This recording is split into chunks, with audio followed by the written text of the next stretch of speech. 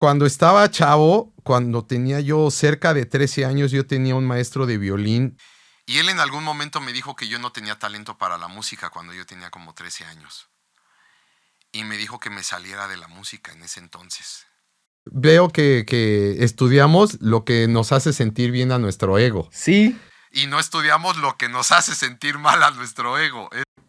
No nos enamoremos de nombres de famosos, tanto de proyectos como de artistas, sino que nos enamoremos de la música. Y la misma música nos va a marcar el camino que tenemos que tener, tanto personal como laboral. ¿Qué pacho? ¿Cómo están? Bienvenidos a un nuevo episodio de El Hueso. Antes de continuar, te quiero recordar que te suscribas a este canal. Ahora sí, sin más ni menos, estamos aquí de manteles largos, porque por cierto, este es el último podcast que hago y obviamente vienen más. Mike Gesell va a seguir con esto, pero teníamos que cerrar con este brochezazo de oro. Miren nada más a quién me traje. Iván Barrera, presente del Hueso. Oh, muchas gracias, Cristian. Muchas gracias a todos. La verdad me siento súper contento de estar aquí. Lo pudimos lograr después de... Se logró como 2-3 meses, ¿eh? Sí. Fíjate que te había escrito porque... O sea, de los músicos yo quería traer siempre a los más top de México. Creo que se logró traer a muchos. Faltan muchos, obviamente. Pero yo creo que te decía hace ratito que tú eres un referente. O sea, tú sí eres consciente del músico que eres. O a lo mejor todavía tienes ese tipo de laguna de decir... Ay, sí seré o no seré. Pues fíjate que no me veo desde ese lugar, sino pues mi idea de vida siempre ha sido entregarme a la música y poder sumar a los proyectos a donde vaya, sin pensar si me estoy colocando, sino más bien quedar bien con mis compañeros y con la música, y esa siempre ha sido mi filosofía. Pero fíjate que, o sea, en el gremio, o sea, de aquí yo creo que de los 30 que han venido, yo creo que el 90% sí te ubica, ¿eh? Yo creo que ahorita sí me van a poner de, no ma, qué chido que está ahí, Iván.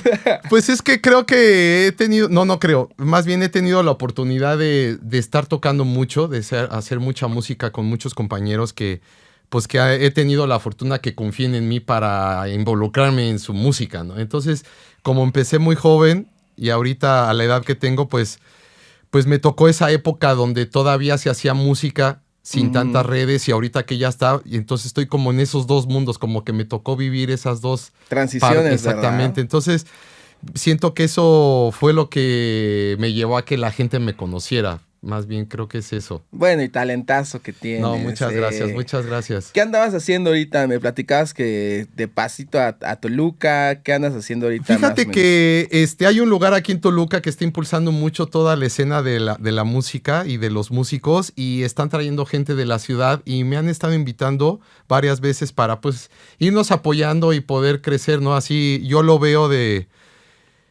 como cuando en mi momento de joven, pues alguien también me echó la mano, ¿no? Entonces ahora que si a mí me toca esa parte ahora de impulsar a las nuevas generaciones, pues yo me sumo mucho a eso, ¿no? Y qué chido, porque entre músicos yo acá conozco más los que no se echan la mano. Ya sé.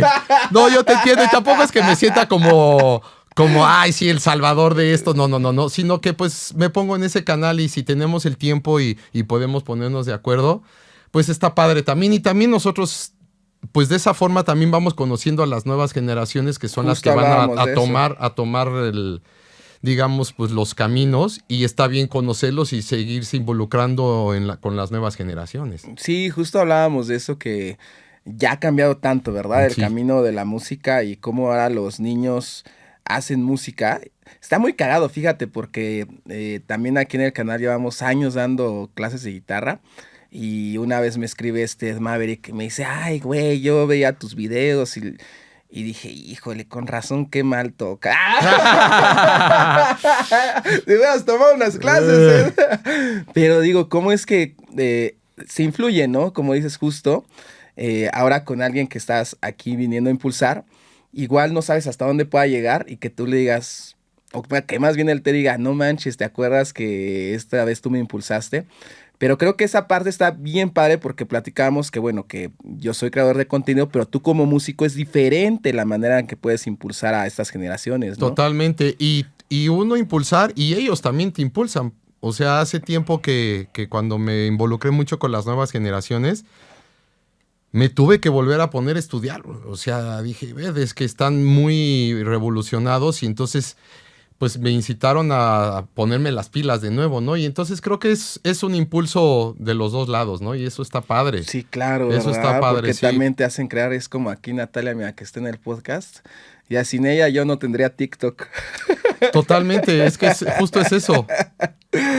Sí, totalmente. Iván, vamos a entrar de lleno al podcast poco a poco a desmenuzar un poquito. Hay muchas preguntas que también el público, me gusta agarrar preguntas que básicamente el público tiene. Pero bueno, vamos empezando un poquito por tus comienzos, a desmenuzar toda esta onda que te llevó al fabuloso mundo del bajo, a veces menospreciado en las redes sociales, pero creo que el mame entra mucho en eso. Sí. Pero vamos un poquito contigo de cómo es que entraste a este mundo del bajo, si fue porque alguien te dijo, un primo, si de repente a ti te dijiste ese instrumento lo quiero. ¿Cómo fue tu primer acercamiento? Mira, yo tuve una fortuna de que yo crecí en una familia de músicos. Mis papás, los dos son músicos. Y mis hermanos y yo nos dedicamos a la música profesional. Nosotros somos 4. Y mi primer acercamiento con la música fue con el violín. Yo empecé a estudiar violín a los 7 años. No manches. Y en la escuela clásica. Y mis papás se dedicaron a la música clásica también, pero también tenían grupo de eventos. Entonces siempre hubo mucha música en la casa y había diferentes instrumentos. Entonces en algún momento ensayaban en la casa y el bajista dejó el bajo ahí en la sala. Pero esa historia yo no la recordaba, sino mi hermano mayor fue el que me dijo... así fue que yo me acerqué como al bajo y me llamó la atención el bajo. Okay. Pero entonces yo agarré el bajo como a los 12 años. Fue que yo tomé el bajo eléctrico. Oye, y en ese entonces no se te hacía muy difícil tocar el bajo porque también, bueno, no he visto tus manos. Ah, bueno, es que eres de mano grande. De mano larga. Pero ¿qué tan difícil es desarrollar el bajo a esa edad? Pues fíjate que, pues como yo ya venía tocando el violín, mis manos como que ya tenían esa sensación de tocar pues un instrumento de cuerda, que definitivamente no tiene nada que ver el violín y el bajo. Y lo fui llevando a la par, o sea, yo seguí estudiando mi carrera de violín en la escuela y con clases particulares yo arranqué con el bajo eléctrico. Ok. Oye, ¿crees que todo mundo es apto para tocar el bajo? O sea, ¿crees que todo mundo pueda tener esa cualidad? Porque mira, yo he tenido aquí maestros de canto que me dicen, no es cierto, no todo mundo puede cantar igual que Luis Miguel porque a veces hay cosas en la genética que pues tendrás que volver a nacer. Pero ¿crees que todo mundo es apto para tocar el bajo? Pues yo creo que más bien eso es que tenemos habilidades para diferentes cosas, ¿no? Hay gente que es buena para el fútbol, ¿no? Hay gente que es buena para hablar, o sea, para ese tipo de cosas. Yo creo que en la música también pasa eso. Hay gente que le sale natural agarrar un instrumento y hay unos que pues otros no, ¿no? Entonces yo creo que es eso. O sea, a lo mejor el que le va para el bajo, a lo mejor le va muy bien en el bajo, pero si quiere agarrar la guitarra... A lo mejor la puede medio tocar, pero no como él quisiera, así me explico, porque no tiene esa habilidad o así. Yo creo que lo que pasa que pienso que el tocar un instrumento a un alto nivel, ahí sí es donde se requiere que todo mundo se ponga a estudiar. Ok. O sea, ¿crees que pudieras tener a lo mejor la mano chiquita, pero ser un gran bajista? Totalmente. Yo no sé si pudiera tocar. No, de hecho, yo conozco amigos que son de mano chiquita y son impresionantes bajistas, cara. O sea, eso no quita. Y que si alguna cosa que no se pueda tocar, pues bueno, o sea, se acomodan de alguna forma, ¿no?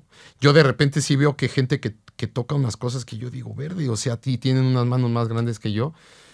Y definitivamente pues me alejo de eso porque pues no, o sea, físicamente no lo puedo tocar, ¿no? Claro. O sea, soy como muy honesto en ese sentido.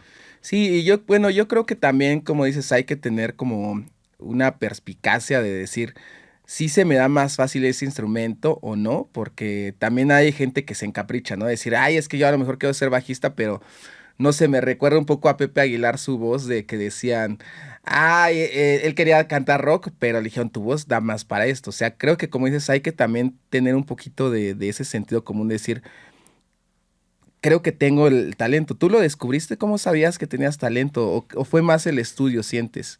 Lo que pasa que yo creo que se combinaron todo porque posiblemente pude haber venido un poquito con el don de la música, pero como siempre hubo música en la casa, entonces eso siempre estuvo inculcado en casa. O sea, yo crecí siempre con instrumentos a mi alrededor, entonces yo tenía oportunidad de irme al piano, de agarrar la batería, de agarrar el saxofón. De repente uno de mis hermanos agarró la trompeta y pues yo agarraba la trompeta. O sea, cualquier instrumento que hubiera en la casa, pues yo era muy curioso. Eso sí, siempre fui una persona como muy curiosa. Y o sea, cuando yo fui a la escuela y me enseñaron la escala y cómo es que salían los acordes, a mí nadie me dijo, yo me fui al piano. Y ya dije, si este es do, entonces si este es mi. O sea, yo mismo me fui a... Porque tenía el acceso a los instrumentos, ¿no? Claro, pero ¿sientes que tenías el talento así para decir, tengo este talento, o más bien lo desarrollaste con el tiempo? Pues es que yo nunca crecí con esa idea de si tenía el talento, o sea, no, más bien, pues yo me dediqué a Ya estaba estudiar. ahí. Yo más bien nunca me lo cuestioné. O sea, yo lo Vaya. único que hice, como lo platicábamos hace rato, lo único que he hecho en mi vida es entregarme a la música, dar mi vida a la música. Eso es lo que he hecho sin cuestionarme a nada. Eso está bien difícil porque era lo que también he platicado con muchos. La puntita, ¿no? Mucha gente yo creo que te vea que sentado y dice, no, ese güey ha estado aquí y allá. Pero esa es la puntita, pero el sacrificio que has hecho ha sido enorme, Sí, ¿no? ha sido muy... Obviamente, ¿no? Sí, mucho, ¿no? Y de manera personal, ¿no? Con ¿Qué familia, o sientes que sea... es lo que más se sacrifica, o sea, para un bajista de alto nivel como tú, o sea, en tu niñez, en tu adolescencia, en toda esta parte de que yo creo mucha gente que nos escucha está en esta etapa de la vida, en entender qué sacrificios se tienen que hacer para poder llegar a estar aquí? Híjole, es una tremenda... Lleva el sonido de tus mezclas a otro nivel. Mixea es una poderosa herramienta que te ayudará a que tu música suene genial al instante. Exclusivo para miembros de DistroKid. Ten el mejor máster para tus mejores composiciones. pregunta. Digo, yo al paso del tiempo he entendido que el caminar de uno no tiene que ser el de enfrente, ¿no? A lo mejor, a mí me tocó sacrificar el no irme a fiestas, no irme de antro, ¿no? Porque pues me quedaba a estudiar, ¿no? Mis papás tenían un salón de fiestas y nosotros los fines de semana trabajamos con ellos ahí y no éramos los hijos del dueño. O sea, hacíamos desde todo, desde montar las sillas en el salón y tocar en la noche en el grupo de eventos y te digo, o sea, donde nosotros no teníamos oportunidad de irnos a las casas de los amigos, a irnos de cotorreo. O sea, y no porque no nos dejaran, sino que pues teníamos... No te daba el tiempo. No nos daba tiempo, pues teníamos los compromisos de trabajar, de la escuela. Yo estudiaba en la Nacional de Música, yo iba a la escuela los sábados también. Entonces, te digo, pienso que... Pero fíjate que no, en mi caso, yo tenía muy claro lo de la música. Eso sí, como que siempre mi ser lo tuvo muy presente. Entonces, solamente sentía que era un sacrificio cuando estaba más grande y sí veía que mis amigos, que si de repente ya los veía con alguna novia o de que se iban por ahí, cotorreaban ya en la escuela el lunes, oye, estuvo bien buena la fiesta del sábado. De repente sí decía, verde, sí me hubiera gustado estar, ¿no? O sea, Claro. tener ese tipo de vida, pero cuando ya me empecé a hacer un poco más grande y empecé a ver los resultados de ese sacrificio, sí, mi cabeza tomó todo el sentido y hoy puedo decir que no me arrepiento de haberlo hecho. ¿Y en algún momento llegaste como a tener que escoger entre tocar y algo que... ¿Que Sí. quisieras mucho? ¿Cómo qué momento sientes que fue lo que marcó así que digas, híjole, este momento de mi vida sí? Es que, o sea, por ejemplo, de muy chavo, digamos, si alguien me está escuchando ahorita aquí, alguien de 17, 18 años, no sé, por ejemplo, si ya tenía yo una novia y había que tener un compromiso importantísimo para ella y tenía yo que ir a tocar, pues había conflicto, obviamente, ¿no? O sea, dices verde, o sea, y sí decías, puta, yo tocando decía, chale, ¿no? Qué mala onda, pero te digo, en ese momento sí fue fuerte, definitivamente. Pero al paso del tiempo, sí me di cuenta que, pues, o sea, esas decisiones las tomé yo. Y por eso es que he tenido la oportunidad de estar en muchos lugares, ¿no? Porque la gente me ha preguntado, ¿cómo has logrado estar en tantos lugares? Le digo, yo no lo digo por un tema de que tenga el mega super talento, sino más bien pues he dedicado mi vida a la música. Y siento que eso es lo que me ha permitido abrir muchas puertas. En algún momento, Iván, yo creo como todos, o no lo sé en tu caso, porque te escucho, eres de las personas que ha venido aquí al podcast muy, muy tajante de que eres muy devoto a la música, como si tuvieras tu religión, que la música fuera tu religión. Pero en algún momento de la vida quisiste desistir, de decir a lo mejor pudo ser un problema económico, algo que no me da por aquí, o pudiera ser a lo mejor un problema personal. ¿Pero tuviste algún episodio de duda? Fíjate que en tema de económico, no. Yo lo único que sé hacer es música y yo vivo al 100% de la música. Y de tocar toda mi vida he tenido esa bendición. Posiblemente a lo mejor por ser bajista, ahora ya veo que hay más compañeros bajistas, pero hace unos años que no había tanto, pues eso a lo mejor me permitía también estar en muchos lados, ¿no? Pero fíjate que cuando estaba chavo, cuando tenía yo cerca de 13 años, yo tenía un maestro de violín mexicano que había hecho la carrera él en Rusia, entonces traía la escuela muy ruda. Y él en algún momento me dijo que yo no tenía talento para la música cuando yo tenía como 13 años. Y me dijo que me saliera de la música en ese entonces. Entonces, eso fue un momento bien difícil. Y cuando salí de eso, yo se lo comenté a mi papá. Y mi papá, pues, yo creo que él tuvo la inteligencia, no creo, estoy convencido que tuvo como que la cordura y la paciencia de pensar y me dijo que terminara el ciclo escolar, que faltaba poco, y curiosamente nos íbamos a cambiar de escuela. Estaba yo en la ULIN, en Yolisli, y nos íbamos a ir a la Nacional de la UNAM. Y me dice, termina el curso aquí y nos cambiamos de escuela, y si no te gusta, pues buscamos lo que tú quieras. Y justo fue eso, o sea, donde yo cambié de escuela, cambié de ambiente y me ligué seguí con el tema de la música. Ese fue un momento bien complicado porque pues yo siempre he tenido un poco de temperamento de que no me dejo pisotear tan fácil, no soy un testarudo, ¿no? Pero en su momento me hizo ruido, pero se lo comenté a mi papá y me dijo, cambiamos, yo seguí en la música y no volví a pelar ese comentario. Pero sí me tocó ver compañeros de la cátedra de violín que sí dejaron la música por el maestro. Del maestro. Sí. Y no nada más hacia mí, sino a ellos mismos. Un maestro sí te puede arruinar una carrera musical. No, sí, o sea, de hecho tengo un buen compañero mío que se llama Armando Correa, un tremendo bajista que toca música latina, cubana y todo eso. Yo creo que es el mejor bajista de ese género aquí en México. Yo lo conocí en la escuela él tocando violín. De hecho, él agarró primero el bajo eléctrico que yo. Y ese maestro lo acribilló, bro.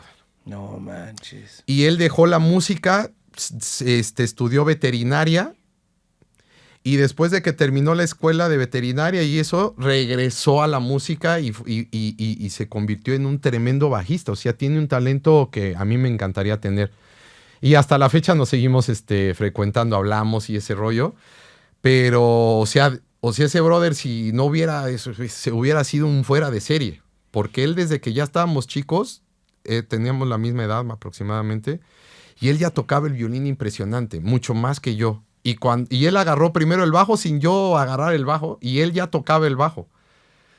Y, por ejemplo, ahora en una introspectiva de vida de espacio-tiempo, ¿tú que ves a este maestro?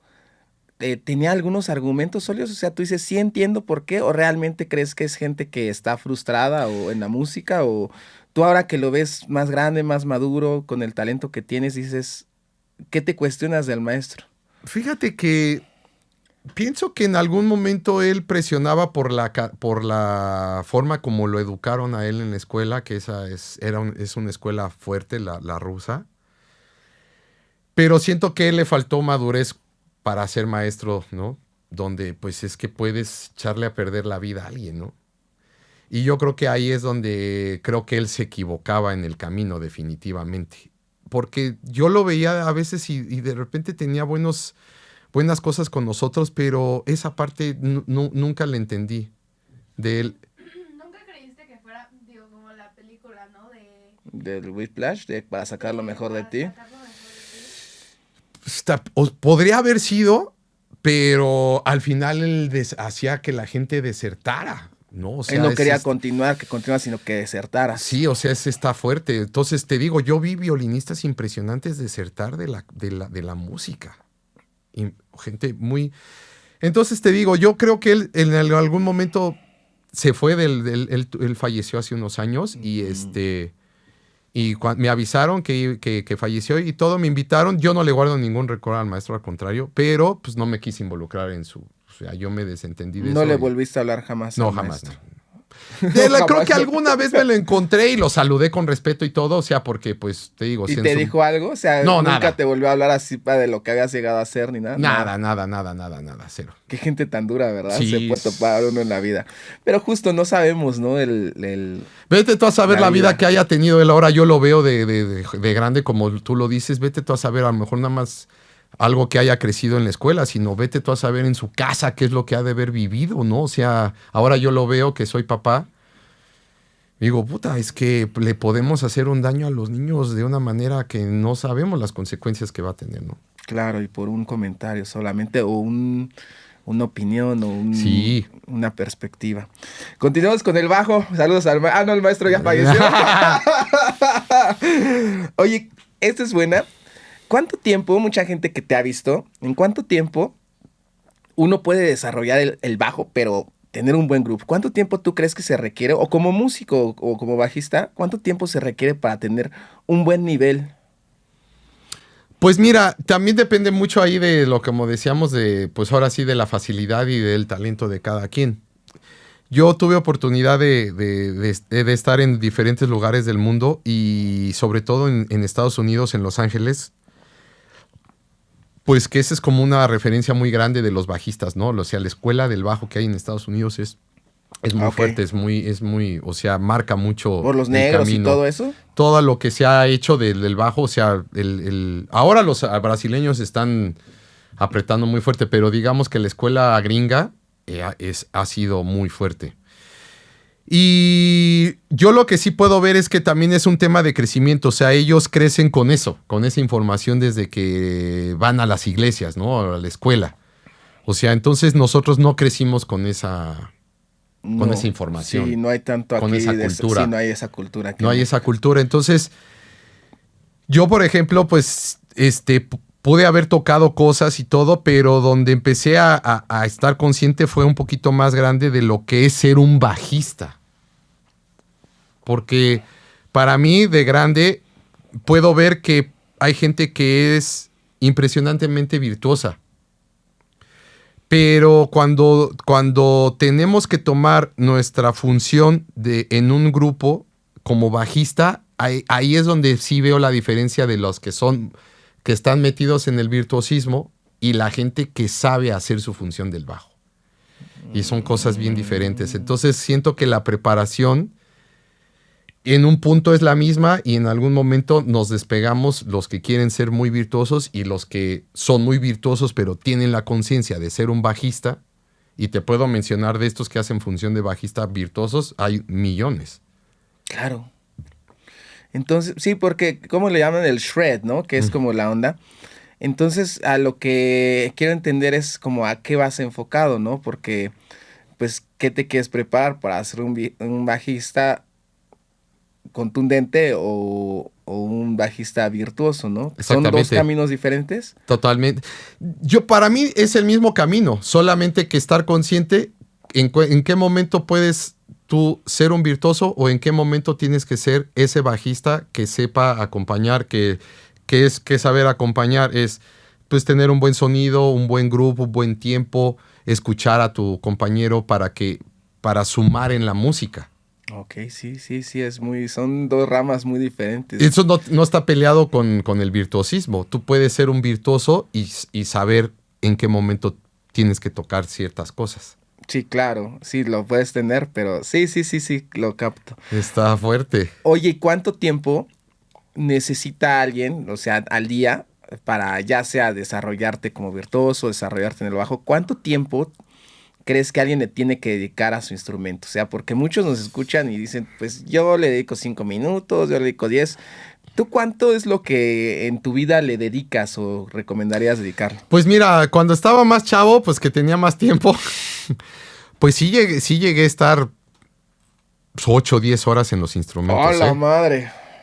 Sí llegué a estar en ese O sea, tiempo. seguidos, así. O sea, a lo mejor estaba un par de horas y daba un break, que ya sabes, que el desayuno, no sé qué, y arrancaba otra vez, o me iba a la escuela, ¿no? O sea, ese tipo de cosas, pero sí.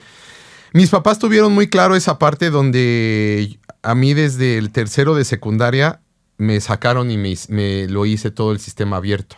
Ujú.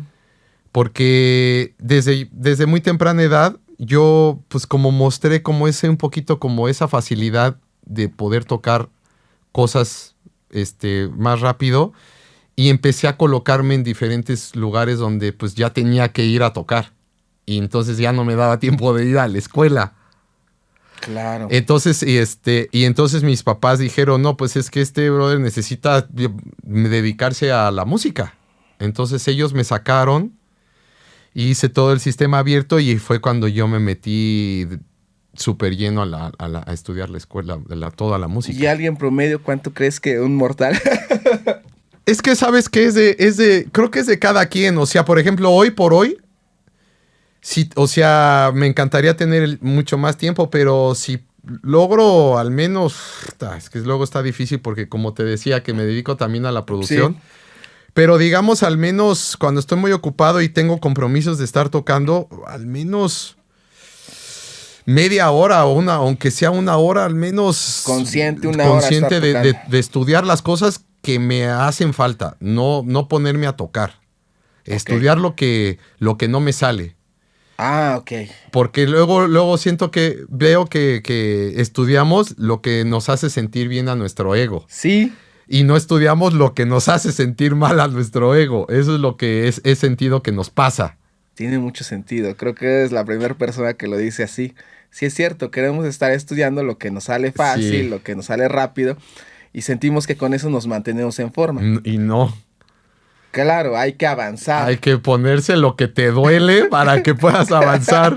No, y yo lo hago así, me pongo todavía unas cosas y digo, yo que en la mañana antes de venirme que tenía que repasar unas cosas, ahí me dijo, puta, tengo que ponerme a estudiar esto y pues me siento horrible, pero pues...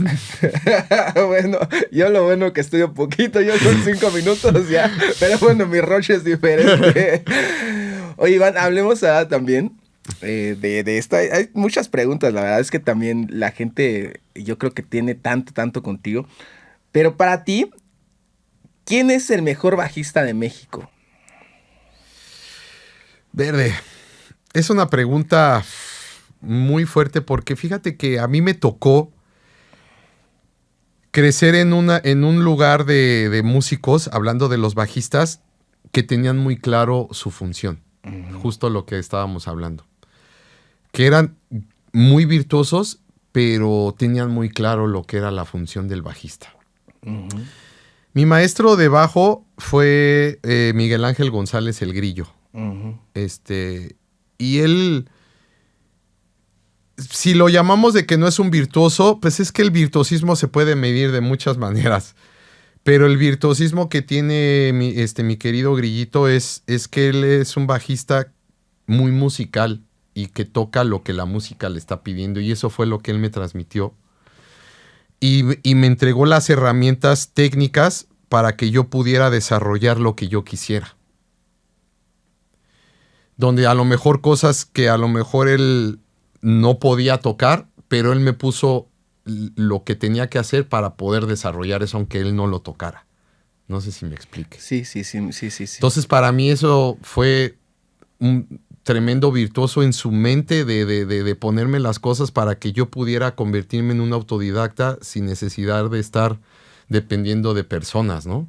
Claro. En su momento, yo es el único maestro de bajo que he tenido así de estar en forma. Tuve la fortuna de también en algún momento ir un par de clases con Hiram Gómez, que está dando clases también en línea. Es un señor también ya de la vieja guardia. Ok. Y está muy activo, de hecho, en las redes. Y te digo, me tocó como crecer de ellos y puedes por eso decir como quién es el mejor de México está bien difícil, porque yo los veía a ellos, definitivamente cada uno tenía algo que decirle a la música desde su lugar. Uno tenía ciertas cosas, otro tenía otras cosas, entonces a mí me encantaba ir a ver y poder aprender de todos ellos, ¿sabes? O sea, y ellos se dedicaban, uno a lo mejor tocar un poco más de jazz fusión, otros más jazzeros, otros más funky. O sea, por ejemplo, para mí el contrabajista de jazz de toda la vida y que sigue siendo hasta la fecha, Agustín Bernal, por ejemplo. Uh-huh. ¿No? O sea, donde yo lo veía y yo decía, verde, o sea, es un referente para mí de jazzista en México, de como contrabajista, es Agustín Bernal. Ok. Podría ser así que dijeras para ti. Sí, y digo, o sea, es una apreciación muy personal, ¿no? Porque exactamente. Mucha gente puede decir, ay, no, es que el mejor bajista es porque justamente lo que hablábamos, ¿no? Que ahora en redes sociales pues se dejan ir porque a lo mejor pues toca 1000 notas por segundo, se llega a pensar, ¿no? Porque también esta ideología creo que de redes sociales nos ha cambiado tanto la musicalidad de realmente lo que se está haciendo música o se está haciendo un contenido o un espectáculo para consumir. Claro. Entonces, justamente creo que sí comparto totalmente contigo ese pensamiento de decir, bueno, es algo muy subjetivo, pero hay que tener bien claro lo que es hacer música y lo que es hacer un show para redes sociales. No, y lo platicábamos, o sea, siento que las dos ramas está espectacular, digo, eso es lo que la vida está presentándonos, lo cual es súper válido y lo respeto muchísimo, y de hecho se requiere también de una labor y de un talento, porque no todos tenemos esa habilidad de ser creadores de contenido, ¿no? O sea, sí, pero son dos ramas diferentes. Totalmente, lo hablábamos, totalmente, ¿no? O sea, hay gente que está dedicada a eso y habemos personas que estamos dedicados a la música. Claro. Oye, y la otra contraparte, tú que conoces muchísima gente así en la música, así conoces, a lo mejor sí que es dar nombres o no, pero ¿has conocido así al músico más engreído que te has topado? O sea, ¿sí conoces o sí, no? Sí, los conozco. ¿Cómo es el músico engreído para ti? ¿Cuál es qué cualidades ha tenido ese músico tan engreído para ti? Más de 1 millón de artistas confían en DistroKid para llevar su música a Spotify, Apple Music, YouTube, TikTok y los principales servicios de streaming. ¿Qué esperas? Sube tu música de ya con DistroKid. Lo que pasa que he visto los dos panoramas del que está muy preparado y es un fuera de serie al interpretar su música, que es una persona muy sencilla. Pero también me ha tocado ver impresionantes músicos que también, pues eso los ha llevado a tener un ego bastante importante. Uh-huh. Pero también me ha tocado ver músicos que no tienen ese crecimiento o más bien ese nivel, por poner una palabra, y también tienen un ego, ¿sí me entiendes? Y no tienen ese nivel. Pero fíjate que más bien veo que la gente que está preparada no se está midiendo con esas cosas. Porque siento que entran en un tema de confianza, de que pues esto es lo que ellos tienen y creen en ellos mismos. Porque sí he notado que el tener seguridad de lo que tú haces y eres, a ser un ególatra es una línea muy delgada. Lo he podido analizar. Que una persona a lo mejor que no está tan consciente de eso, te ve tan seguro que dicen, puta, este brother es un payaso. ¿Sí me entiendes? Porque sí, claro. Te ve muy seguro. Y son cosas muy diferentes el que tú tengas seguridad de lo que tú haces a ser un déspota. Sí, te entiendo, totalmente. A lo mejor tú ahorita agarras el bajo y dices, sí, a ver, échate una línea. Y yo, ay, pinche mamón, le dije que Exactamente, es lo que te digo. O sea, siento que eso es. Siento que ahí estaría buenísimo, más bien, de nosotros identificar y poder desarrollar esa seguridad, porque eso también siento que esa seguridad que uno puede crear te da a la hora de hacer la música y también en presencia escénica. Y los artistas también les gusta sentir Lo esa agradecen, seguridad, claro. ¿sabes? O sea, no una persona que puede ser un monstruo, pero con una personalidad que a lo mejor no les impone, ¿sí me explico? Sí, y apenas, bueno, no sé si sea tan asertivo, pero vino también aquí un cantante y me dijo, mira, Cristian, el músico que no tenga ego es porque realmente no está tan bien tan parado. O sea, sí se necesita, es que como dices, hay una línea muy delgada, pero al final sí necesitas ese empuje de ego, ¿no? Como Pero músico. yo creo que todo el mundo lo menciona de ego, o sea, por supuesto que todos lo mencionamos, pero creo que es un tema más bien de seguridad, más de ego. Claro. Porque, o sea, yo que me ha gustado un poco esa temática y la he estudiado mucho. Sí, sí, sí. Y sí he encontrado que más bien es un tema de seguridad, no de ego, porque el ego es otra historia. O sea, es una definición completamente Y distinta. como dices, a lo mejor, y sí me ha pasado, ¿eh? Y yo creo que, mira, fíjate que gracias a Dios he tenido la oportunidad de conocer músicos tan talentosos como tú. Gracias. Y que vienen aquí de una manera bien chida, bien relax. Pero neta he conocido gente en el hueso, o sea, en el hueso, o sea, en Sí, el sí, hueso sí. así de Toluca, que no mames, o sea, se creen así el güey más top de todo México. Es que es lo que te digo, eso es ego, por ejemplo. O sea, definitivamente ego combinado con inseguridad, desgraciadamente. Ándale, sí es cierto. O sea, es que ni siquiera a veces es un Porque ni tema de siquiera ego. tendrías que ponerte así, porque si eres tan seguro de ti mismo, no le tienes que demostrar a nadie que eres. No es un tema de ego, más bien es un tema de inseguridad. Por eso es que yo no lo veo desde ese lugar, lo veo más bien desde la seguridad y la inseguridad que todos tenemos inseguridad. Sí, sí, claro. O sea, es todos. natural de la vida, el Sí. miedo.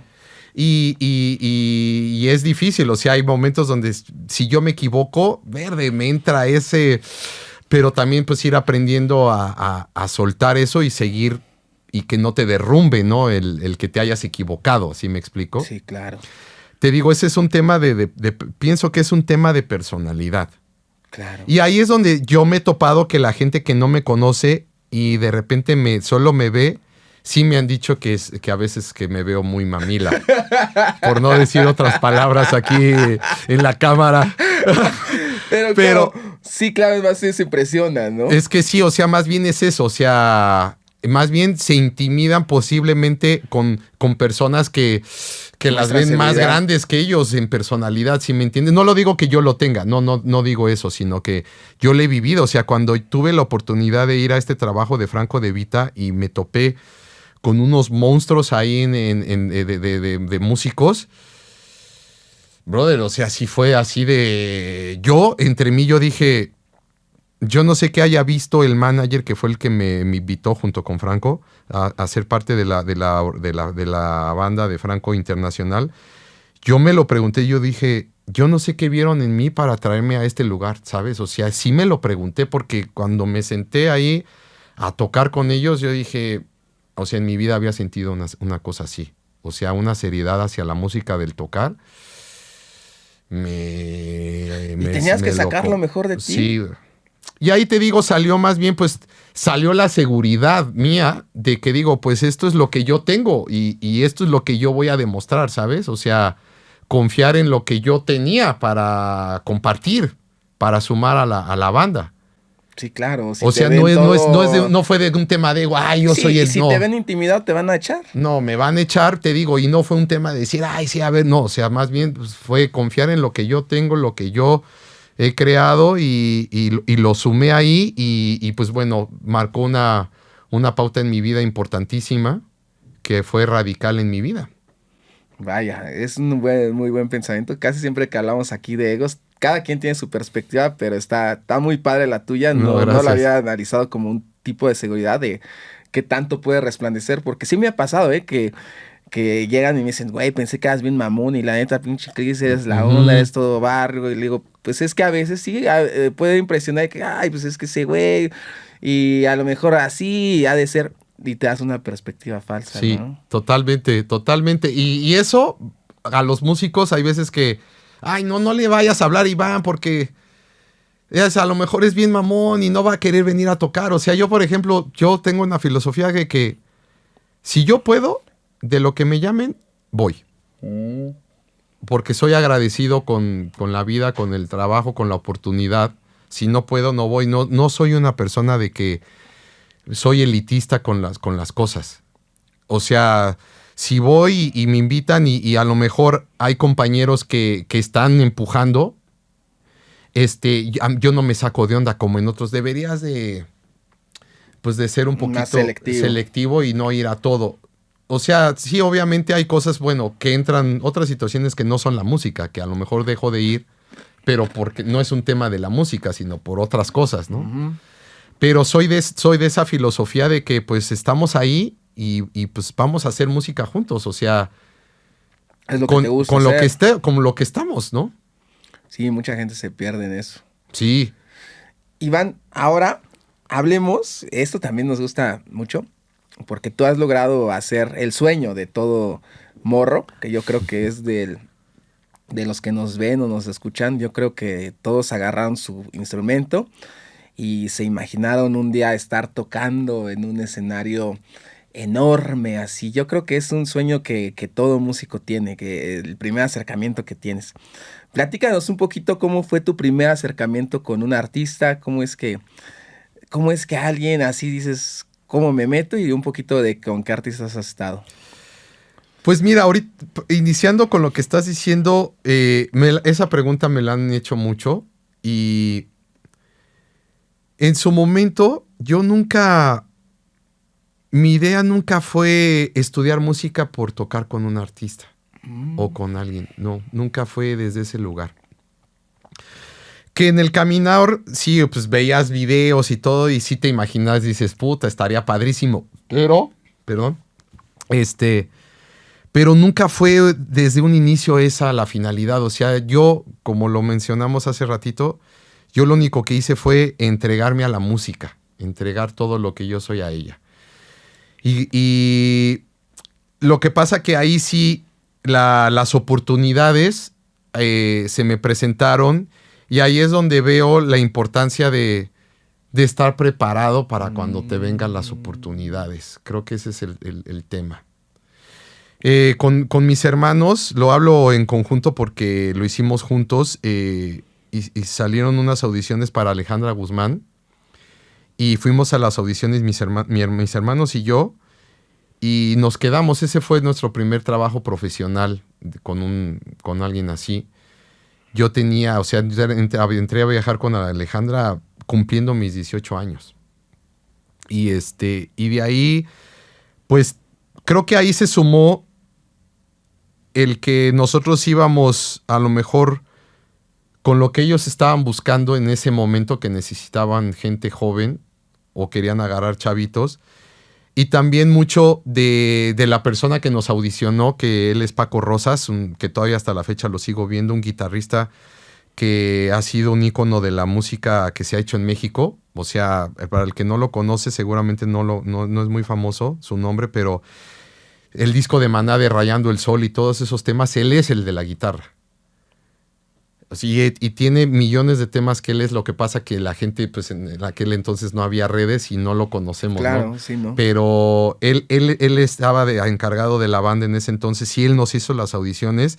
Y te digo, creo que fue un cúmulo de cosas donde pues él confió en mí o en mis hermanos para escogernos en ese momento, ¿no? Claro, y tienes que estar preparado. Fíjate que qué buen mensaje, porque, mira, yo tengo, creo, 5 millones de suscriptores, pero una cosa es de que te pongas a tocar tu guitarra y que estés soñando de que va a pasar y que de repente te va a llegar algo. Te llega y dices, pues puta, me dice, güey, tú a los 17 ya me imagino que tenías un buen nivel. Pues sí, digamos que ya tocaba el instrumento definitivamente. Y yo nunca dejé de prepararme. Yo para cuando hice la audición de la Guzmán, yo seguía estudiando mi carrera de violín en la Nacional y yo estaba haciendo la carrera de composición y el bajo eléctrico a la par. O sea, yo llevaba las tres cosas a la par. Oh, manches. Pero te digo, o sea, cuando también lo de Franco De Vita fue por medio de audiciones. Y te digo, o sea, pienso que cuando nos presentamos, el director que nos audicionó se llama Dave Cabrera, que él es el director de Ricky Martin. Ujú. Y te digo, o sea, siento que el estar preparado para las oportunidades, creo que eso lo es todo. Y eso yo lo llevo con un estandarte muy fuerte porque si no nos comprometemos a prepararnos, podemos trabajar definitivamente y tener muchas puertas abiertas. Pero si logramos prepararnos a lo que más podemos, la variedad de puertas es infinita las que podemos abrir. O sea, yo, por ejemplo, ahorita podría decirte que estoy en un montón de lugares que gracias a que pues tuve la fortuna de estar en la escuela donde aprendí a leer música, donde puedo estar haciendo la obra de Jesucristo Superestrella, por ejemplo, que estoy ahorita, donde el que no lee no puede estar en una obra, ¿sí me entiendes? O sea, donde si tú no lees, no estoy diciendo que no vayas a hacer, pero te va a llevar a otros caminos. Te va a llevar a otros caminos y te puedo mencionar, y nuestro mismo Lalo Carrillo, el bajista de Luis Miguel, que es mi superhermano, él mismo lo dice en sus clínicas. O sea, yo leo y todo, pero no soy un lector de primera vista. Él lo dice. Y ha grabado y ha tenido oportunidades y es un tremendo bajista. Yo creo que es de los bajistas que más ha influenciado a México y Latinoamérica. Uh-huh. Y él mismo lo dice, o sea, y él mismo dice, a lo mejor en algún punto pues pude haber tenido más oportunidades de abrirme si hubiera sido un lector a primera vista, ¿no? Te digo, entonces, y puedo mencionar, no sé, un baterista famosísimo que se llama Dennis Chambers. Es un fuera de serie que hasta con Santana tocó y todo. Y él nunca supo leer música. Y tocaba con los más grandes de funky, de jazz, de toda la música. O sea, a lo que voy es que no estoy diciendo que sea una limitante. Que sea una limitante, pero si tienes esa herramienta, te va a abrir más puertas. Sí, estoy mega súper convencidísimo de eso. Vaya, eso es algo muy... Oye, ¿y con cuántos artistas más o menos has tocado? O sea, que tengas así memoria. O sea, ¿cuántos son los que has tenido así? Pues mira, así de los que me acuerdo, así de los que han sido importantes, todos han sido importantes, no quiero minimizar. Pues así, pues Alejandra Guzmán, La Quinta Estación, Uh-huh. Franco De Vita, Emanuel, Sentidos Opuestos, Guadalupe Pineda, Manzanero, Verde, es que es una lista larga. Plácido Domingo, Gloria Trevi, he hecho varias giras ahí. Carlos Rivera, en algún momento estuve de director, ahora estoy solamente de bajista y de violinista con Carlos Rivera. Hice la gira de los RBD del reencuentro, que hicieron el año pasado. Sí, estuvimos por allá. ¿Y con qué artista te has sentido más en conexión? O sea, a lo mejor por la dirección musical o a lo mejor hasta por el mismo ser del artista. ¿Tienes un consentido en tu lista? Fíjate que la llegada con Franco De Vita es un parteaguas muy importante en mi vida, porque él me hizo parte para ser primero como bajista y después me ofreció la parte de dirección, y ahí también él me dio la confianza de convertirme en su productor musical. Entonces eso fue donde yo ya lo venía preparando desde hace tiempo, donde venía como con esa transición o ese conocimiento de ir a la parte de producción, y ahí fue donde pues yo vi la luz, como se dice coloquialmente, con él. Y eso me abrió una ventana de la música que yo no tenía abierta, que es la parte de producción. Vaya, entonces con él como que te abrió más puertas y por eso tienes como ese tipo de... Totalmente. conexión. Y él, aparte de que era una finísima persona, y él su equipo, y eso pues hubo mucha afinidad. Estuvimos trabajando cerca de 10 años juntos. No manches, sí, claro, vas creando una familia, ¿no? Vas creando una familia, la verdad es que sí, yo pienso que él ha sido de las personas pues, más lindas. La verdad, el crecimiento con La Quinta Estación también fue muy importante, donde tenemos Grammys juntos, de hecho. Vaya. Yo solamente siendo bajista de la grabación, lo producía Armando Ávila, el productor, y Y te digo, esta parte de la producción pues me abrió donde pues tuve oportunidad de producirle y donde salimos ganadores de los Grammys con Gilberto Santa Rosa, el puertorriqueño, el salsero, muy famoso del mundo de ese género. Te digo, y esas personas son, pues me han dejado como mucha enseñanza en la parte musical y personal. Personal también. Sí. Oye, platícanos ahora también cómo es que se hace un proceso de selección. Por ejemplo, ahora que estuviste con RBD, que era un monstruo, algo del mainstream, que era algo muy así, que decías, pues no manches. Yo creo que muchos músicos decían, no mames, pues obviamente voy a ir a una gira con RBD y voy a llenar estadios. ¿Cómo es que hacen el proceso de selección, por ejemplo, ahora con RBD? Fíjate que con RBD, el director musical fue el que me llamó. Y fíjate que quiero compartir esto porque siento que es importante para los chavos que están buscando oportunidades, ¿no? Que yo entiendo, ¿no? Que a mí si me preguntan cuál es el camino para llegar a tocar con los artistas, yo siempre les contesto que no lo conozco. Lo que les contesto es que pues más bien me he preparado y he estado justo con todas las herramientas para en el momento que me toque la oportunidad dar lo mejor y que me escojan. Ese es lo que yo les comento porque realmente no lo conozco, o sea, ¿Te ha llevado ahí? O sea, no sé lo que me ha llevado, o sea, sé por el hecho de estar metido a la música, pero creo que eso es lo que me ha llevado a que la gente confíe en mi trabajo. Sumado a que pues también ser una buena persona al trabajar, responsable, disciplinado, shalala, todo este tipo de cosas. Pero con esto de los RBD, fíjate que yo estaba con Carlos Rivera. En ese momento yo tomé la decisión de salirme de Carlos Rivera como director. Y como al mes me llamó el director musical de RBD. Y si estaba yo disponible y le dije que sí. Y así fue, o sea, fue por selección, o sea, no es que hayan hecho una audición. No se hacen audiciones de repente, sí, todavía. Todavía se hacen algunas audiciones, pero también existe mucho el tema de que pues, te llaman. Del contacto, de que ya conozco que es el de Fiar. O el de Fiar, o por ejemplo, algo que me gustó del director es que pudo haber llamado a los que él conocía, pero él también tenía una idea de lo que él quería en la puesta, del sonido que él quería o que, si me entiendes, él lo tenía muy claro. Por ejemplo, el baterista Alex Gómez, él no lo conocía, o sea, él nunca había tocado con él, no lo conocía nada. Tienen que ir muy de la mano. O sea, yo sí lo conocía a Alex Gómez, nunca había tocado con él como tal, pero sí lo conocía perfecto. Pero el director no lo conocía. Y entonces cuando él empezó a buscar ese baterista que en su cabeza tenía ese sonido que él quería para RBD, pues obviamente le llegaron diferentes recomendaciones y cuando le llegó Alex Gómez, él lo vio y ahí fue donde dijo, este es el brother, ¿sabes? Sin conocerlo. ¿Y pero cómo Alex Gómez tuvo que mandar algo? ¿O él vio pues le llamó y le dijo, y se comunicaron y él lo platicó con él y dijo, ya. Vaya, pero bueno, justamente es de lo que hablas. Alex Gómez, ¿cuánto tiempo se ha preparado para...?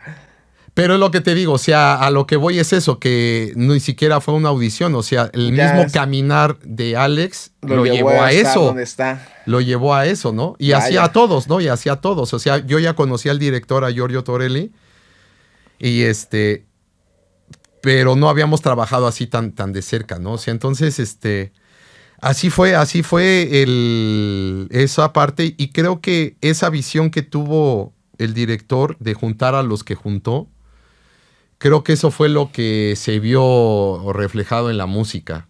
Y Sí, yo no me perdía las historias, del...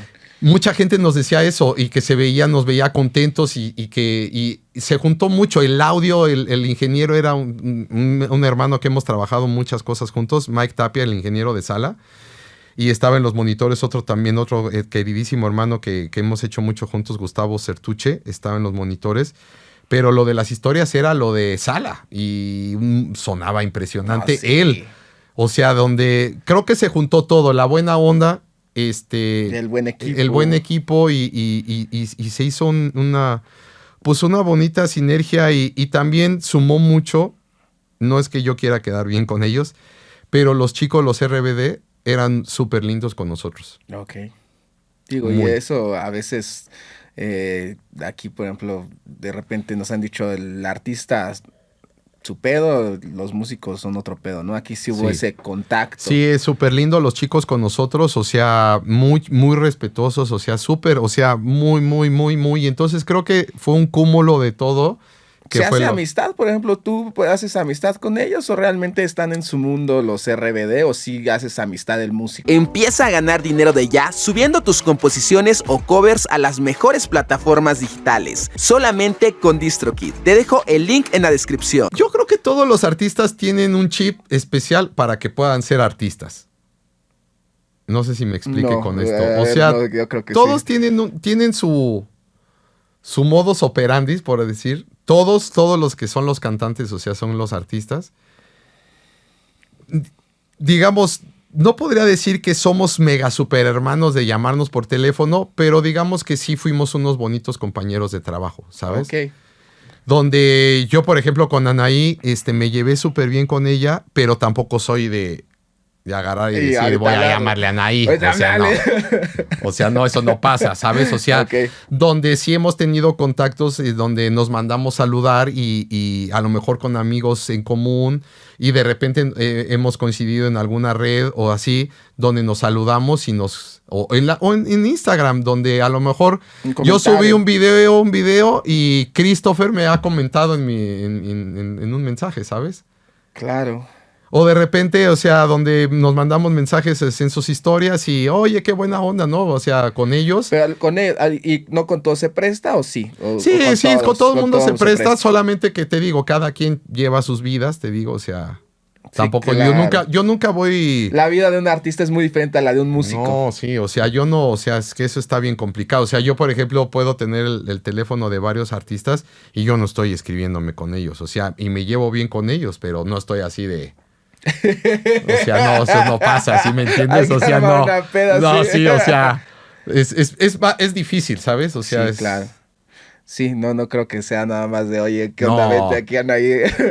Digo, por ejemplo, con los de la Quinta Estación, sí hubo más eso, porque pues ellos crecimos juntos, o sea, ellos donde no los conocía la gente y donde viajamos juntos en todo el tiempo, donde nos forjamos y ellos se hicieron artistas con nosotros, ¿sí me entiendes? Uh-huh.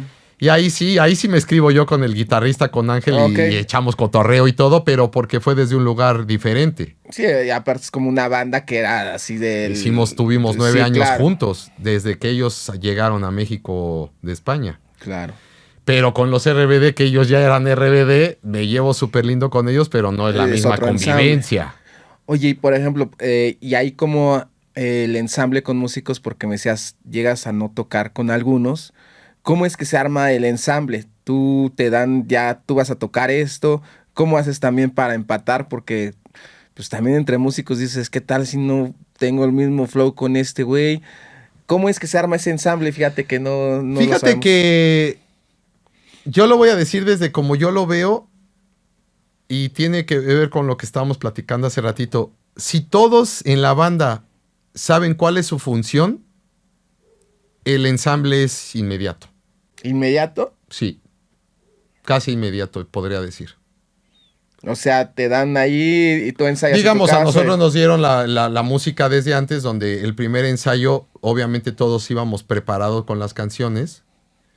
Y desde el momento uno que tocamos la primera canción de los RBD, eso ya estaba sonando muy parecido a lo que ya oían. No, manches, eso es profesionalismo. Pero te digo, aparte del profesionalismo, es saber la función de cada quien. O sea, Alex tenía muy clara la función del baterista. Los guitarristas tenían muy claro que era Charlie y Luisito. Sí, llegué a ver esas historias. Tenían muy claro cuál era su función de ellos como guitarristas. El director, que era el pianista, él tenía muy claro, el percusionista. Todos teníamos muy claro nuestra función. Y entonces lo único que hicimos realmente con los RBD fue limpiar cosas ya de ahí de detalles. Pero de hacer ensamble como banda, no, eso fue en la primera canción que sonamos en el primer ensayo.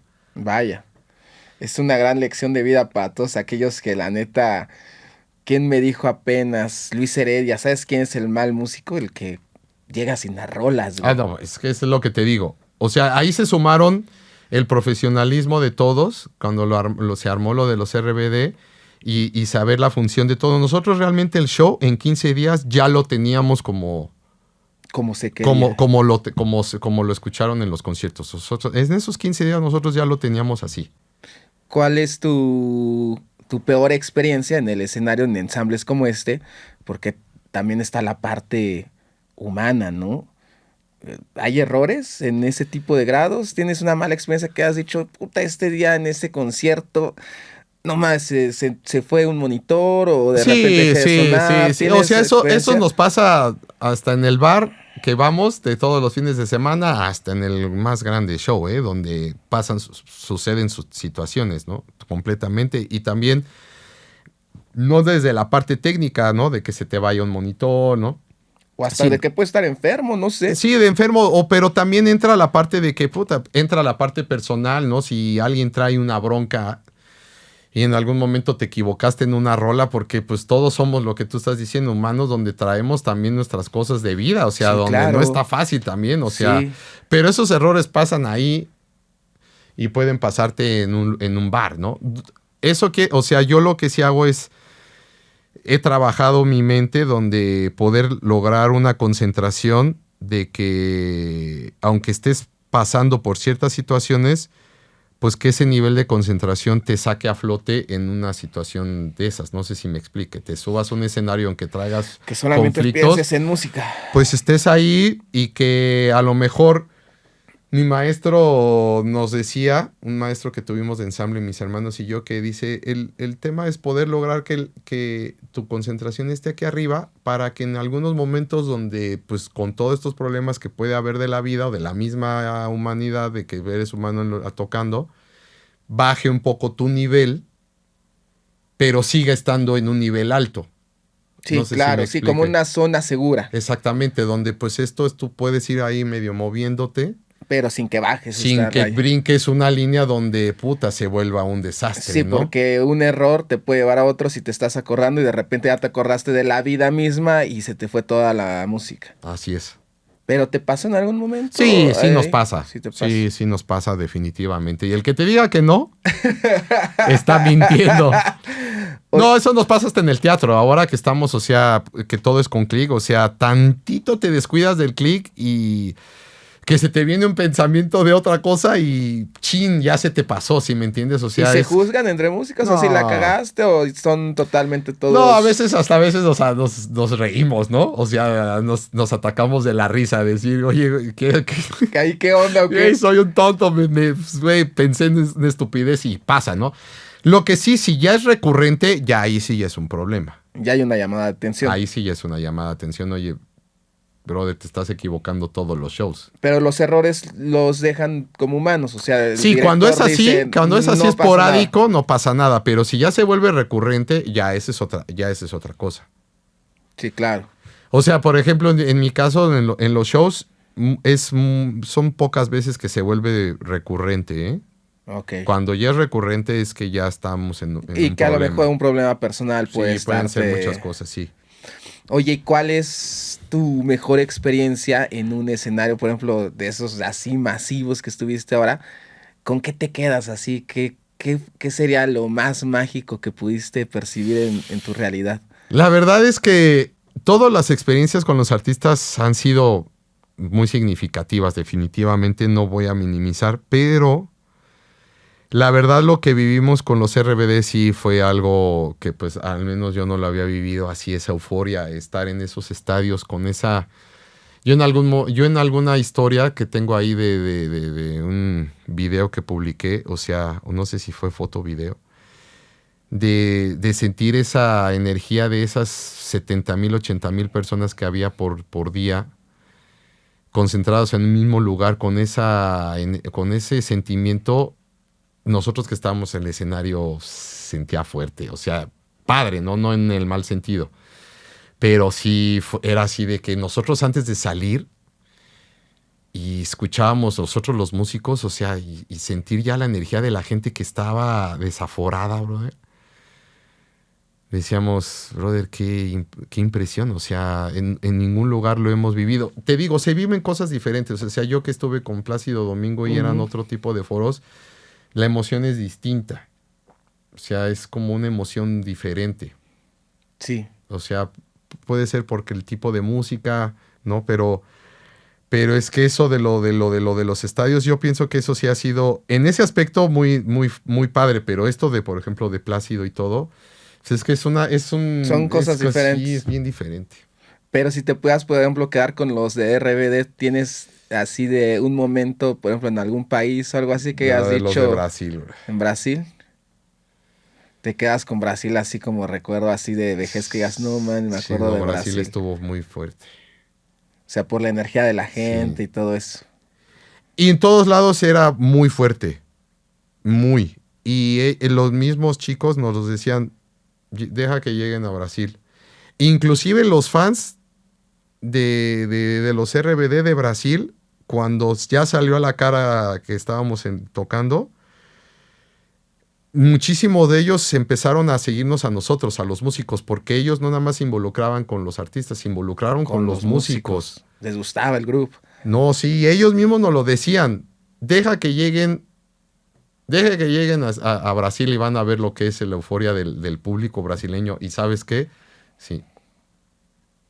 No, sí fue impresionante. Vaya, qué padre experiencia de vida. O sea, más que la hayas podido vivir y recordar y haberla vivido. No, o sea, sí, como cañón. Dices, todo lo que te llevó tu cúmulo de vida a poder tener ese momento especial en la vida. Y fíjate que fue por entregarme a la música. Estábamos en Río de Janeiro, en el Cristo, que llegamos un par de días antes y tuvimos la oportunidad de subir. Y yo estaba con el director y estábamos juntos y a mí me dio mucho sentimiento. O sea, brother, o sea, donde no es que yo haya ido de vacaciones, que a lo mejor hubiera yo podido irme y pagarme unas vacaciones y ir para allá. Pero el estar ahí, o sea, la música fue la que me llevó a ese lugar, brother. Nunca sabes a dónde te va a llevar la música. Es que ese es el tema, ese es lo que yo me cayó el 20 después entiendo haber tenido los sacrificios y todo, de que la música fue la que me llevó a ese lugar, bro. 4 cuerdas. Vaya. Ahora no nos alargamos tanto porque si no, por aquí nos vamos. ¿Cuánto llevamos, Natalia? Por ahí nada más para que me hagas más de una hora ya. 1:20. Ya no nos alargamos tanto. Vámonos con rápidas, algunas así. Sí. Fíjate que esta está buena. Por ejemplo, tocaste con RBD, pero ¿a ti te gusta RBD? O sea, ¿te gusta la música de RBD? ¿La pones en tu coche la música de RBD o no lo topabas? Porque también como músico también ya sé que... No, y es muy buena pregunta porque fíjate que no me tocó a mí como esa euforia de los RBD. A mí solamente me gustaba, y lo digo, lo podrían decir como gusto culposo, pero no me importa. A mí me gustaba el tema de Sálvame de toda la vida. Sí, claro. De toda la vida. Tenía algo que me llamaba la atención de siempre. Ajá. Y conocía a lo mejor coritos de temas, pero yo realmente no conocía los temas. No conocía los temas. No conocía los temas, y no porque no quisiera, sino no me tocó esa época así de engancharme con RBD. Y te tiene que gustar de repente ya la música, ¿no? ¿Qué haces? Porque estás ya creándola ahora tú, ¿no? O te pasa o nada más lo ves como chamba. No. Fíjate que cuando ya me dijeron que me dieron el llamado y todo eso, me hice un playlist. Nos mandaron como el set list de lo que iba a hacer y yo me hice un playlist de las rolas, pues justamente para conocerlas. Y entonces me iba a hacer ejercicio y me lo ponía como de playlist. Sí, claro, para ya engancharte. Deja de que me enganchara. Conocer las rolas, o sea, de algunas rolas que yo no sabía, o sea, nunca en mi vida las había oído, se arrancaban y yo decía, ¿verdad? ¿Cuál es esta? Y así, y entonces, lo que sí llegó a un punto donde cuando ya las empecé a identificar, o sea, y todo, como que sí les vi el potencial de que dije, oye, esto sí se va a poner bueno, o sea, sí vamos a poder desarrollarlo padre, ¿sabes? O sea, como que Claro. sí sentí ese feeling. Sí, dijiste, lo puedo hacer así. Ajá, Chido. sí. Que está cagado. Se va, eso, sí. Oye, rápidas, por ejemplo, ¿cuál es el mejor bajo que has probado?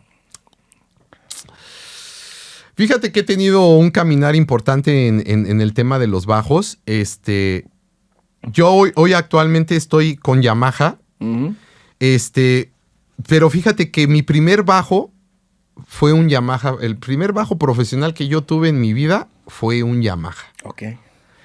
Y entonces he recorrido un montón y pues obviamente pues mi vida, como lo hemos hablado, pues tengo que tener diferentes sonidos dependiendo del género que vaya a grabar, ¿no? Entonces, Pero si te quedas con uno así,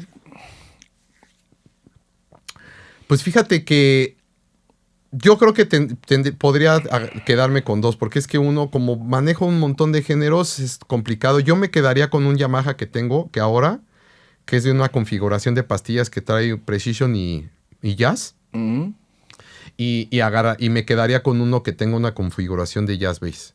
Ok, O sea, con con un esos Jazz dos Bass. bajos, con esa configuración de esos dos instrumentos de mi Yamahita, ya tienes tu sonido. Sí, Sí. porque es como yo que tengo mi Takamine y mi Taylor y son con las dos que Exactamente. me doy batalla y sé el sonido que ya tienes, mi Exactamente. sonido ya.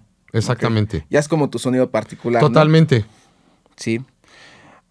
Ahora, ¿en qué, esto es para la gente, en qué se tienen que fijar la gente para adquirir un bajo? ¿Qué es lo primero que tienen que checar? Así, ¿tú qué les dirías de recomendación? Yo lo que les recomiendo siempre es que revisen qué tipo de bajo usan sus héroes. Ah, ok, eso está muy chido. O sea que si, por ejemplo, por decir, si te gusta el bajista de Coldplay y el sonido del bajista del Coldplay, vayas y busques qué bajo es el que está usando este chavo. Claro, porque es a lo que quieres llegar. Totalmente, o sea, porque hay veces que dices, brother, ok, quiero tocar hasta, no sé, brother, Coldplay o The Killers, ¿no? O sea, y me compro un Fodera, ¿no? Yo digo, puta, sí son tremendos instrumentos. Pero, ¿qué sucede? Cuando lo voy a tocar, mi oído no está escuchando lo que quiero escuchar, como el de Brother de Killers o el de Coldplay. Claro, sí. Súper. Entonces, ahí yo siento que eso es lo que deberíamos de hacer siempre. Eso está muy chido. Sí, yo creo que sí. Yo, por ejemplo, fíjate, me gustaba mucho David Gilmour y mi primera fue como una tipo estrato y ahí le di a los ondas de David Gilmour. Pero sí, justamente. Sí, ya encuentras el Kiko sonido. Cibrián toda la vida fue de estrato y ahora trae un estrato, pero de un luthier, pero un estrato, ¿sí me claro, entiendes? sí, ya el sonido va por ahí. Oye, esto, por ejemplo, ¿se ocupan pedales para el bajo? ¿Tú recomiendas utilizar pedales? Hay mucha gente que no los ocupa, que sí los ocupa. ¿Tú qué experiencia tienes con esto de los No, pedales? sí se ocupan. Por supuesto que sí. Y si vamos a ir a varios géneros, si nos gusta ir a varios géneros, definitivamente se ocupan bastante. Yo lo que sí los invito es que más bien es, así como conocer el bajo del que queremos tocar, hay que ver qué tipo de pedales o sonidos están usando nuestros héroes. Otra vez ahí por el sonido un poquito más. Sí, Ok. totalmente. Sí, porque mucha gente como que tiene ese tabú de no decir es que no se debe utilizar pedales, o sea, No, por supuesto el que no. recurso ahí está, ocúpalo. Yo los uso dependiendo lo que voy a tocar. Ok. Si el género no me requiere pedales, no los uso. Ok. O sea, yo, por ejemplo, ahora que estoy haciendo en la actualidad el show de Carlos Rivera, yo llevo lo que pienso que ese género me requiere. Que pueda aportar. Sí. Oye, este es mucho de mame, pero ¿por qué piensas que la gente dice que el bajo no se escucha? Es que fíjate que pueden ser muchas cosas. Estamos acostumbrados a ir a los conciertos en vivo y que el bajo no se escuche. Que no le suben, ¿o qué pedo? No lo entiende. De hecho, yo vi ahora que va a venir Sting, me recuerda muchísimo que lo vi en el auditorio y me ardí cañón porque no se entendía el bajo de Sting. Ok, o sea, entonces, pero con los RBD sí se oía impresionante. Y yo, de hecho, hasta yo le decía al ingeniero, Bájale, güey. no, yo le decía, oye, está durísimo. No, de hecho, allá estoy, yo le decía, brother, yo me oí enfrente y yo le decía, brother, sacas mejor sonido de bajo que yo del que te estoy mandando. No manches. Del que yo me Sí, escucho, sí, sí. yo me oía ahí enfrente y decía, yo quiero Yo sonar quiero así, sonar. pero acá adentro. Ya. Bueno, entonces yo creo que es que también creo que no estamos muy acostumbrados a las frecuencias bajas, definitivamente. Y también creo que la tecnología también ha llevado a que, pues en el teléfono no se escuche el bajo real. O Ok. sea, lo que es el bajo real no es una la realidad. frecuencia no está. Entonces creo que no estamos acostumbrados a eso. Yo lo digo de mame, como dices, de que el bajo lo escuchan cuando se equivoca. Sí, claro, porque pierde todo el contexto de la canción. Sí es cierto. Sí. Sí es cierto. Cuando te equivocas de nota, güey, se derrumba Sí, horrible. Y todos se voltean a ver quién la Sí, cagó, quién sí, se está equivocando. es que, Sí, es no hay cierto. manera. El bajista como el baterista, no nos podemos equivocar. Claro, sí es cierto. Y me ha pasado, que yo estoy, y hay dos liros, y se equivoca el del bajo, y te volteas a ver con el guitarrista así de quién le está cagando, y no es cierto, No. se equivoca el bajo, se nota. No, es impresionante, Sí sí. es cierto, qué buena analogía. Pues vamos un poquito ya para terminar.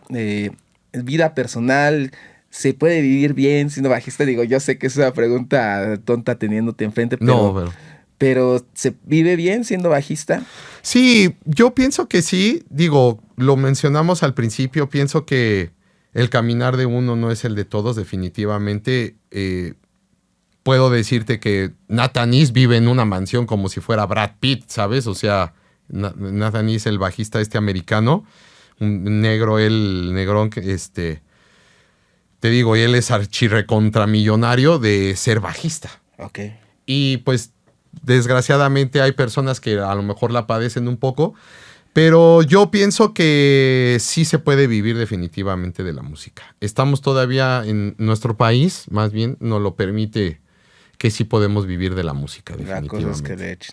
Y por último, para concluir, 3 consejos de vida, así sean palabras, pensamientos que tengas que te han llevado a ser el gran músico que eres, la gran persona también, porque Muchas tienes gracias. un alma muy pura, siento que es una persona muy auténtica, Muchas de gracias. esas personas que llegan y te muestras tal como eres. Y sin chupe. Sí, exacto. Sin chupe, entonces creo que habla muy bien de ti. 3 cosas para ti que te hayan llevado a ser la persona que eres. Pues creo que lo he mencionado mucho, pero lo voy a reiterar de esta forma de que no nos enamoremos de nombres de famosos, tanto de proyectos como de artistas, sino que nos enamoremos de la música. Y la misma música nos va a marcar el camino que tenemos que tener, tanto personal como laboral. Entonces una sería Enamórate de la música. Exactamente. Otra que te haya llevado, puede ser espiritual también. Definitivamente la parte de crecer como personas y ser pues buenas personas a la hora de convivir. O sea, una frase que nos decía mi papá y las quiero compartir era que el concierto puede durar 1 hora, 2 horas, 3 horas. Y de esas, digamos, 2 horas son 24 horas que tiene el día. Le quitas 22 horas. Y esas 22 horas, ¿qué tipo de persona vas a ser en el día? ¿Qué tipo de persona, cuando ya no eres músico, qué tipo de persona vas a ser? Ok. Entonces, esa es una buena pregunta. Y por último, la última, que hayas dicho, híjoles, esta onda me llevó a ser lo que soy. Pues, puta. Pues yo creo que sí les comparto que se acerquen con otros músicos. Ok. Que no nos encerremos. Sé que está difícil ahora, que el mismo ritmo de vida más bien nos está llevando a que tengamos que estar encerrados, pero que nos acerquemos con músicos y sentir y ver cómo piensa, cómo suena cada músico ahí en vivo. Pienso que Compartir eso, con músicos. sí, pienso que eso es importantísimo y no lo deberíamos de perder. Está muy padre, porque la verdad muchos no son más reservados. Sí. Iván, pues muchísimas gracias por estar aquí en El Hueso y más que nada por compartirnos. No, muchas gracias. Y por abrirte totalmente y ser honesto con nosotros y un libro abierto tanto en experiencias, en vida, pensamiento. Creo que tus palabras van a quedar muy, muy clavadas para mucha gente que nos escucha, que tiene dudas, y incluso para mí fue un aprendizaje hoy muy padre. Te felicito y que la vida, que Dios, en lo que creas, te siga llenando de muchas bendiciones. No, muchas gracias a ti por abrir estos espacios que nos muestran la parte nueva y nos haces parte a los que nos tocó otra transición, ¿no? Entonces, la verdad, muchas gracias por recibirme y recibir a todos mis compañeros que han estado aquí. Pues andan aquí echando todos cotos. Tú sobrio vas a salir. Y ya sabes, eso es verdad, mucho más hueso. Ya no, acá con Cristian B, próximamente con Mike Gesell, pero cerramos con invitadazo de broche de oro. Cuídense, los queremos mucho. Bye. Chao, chao.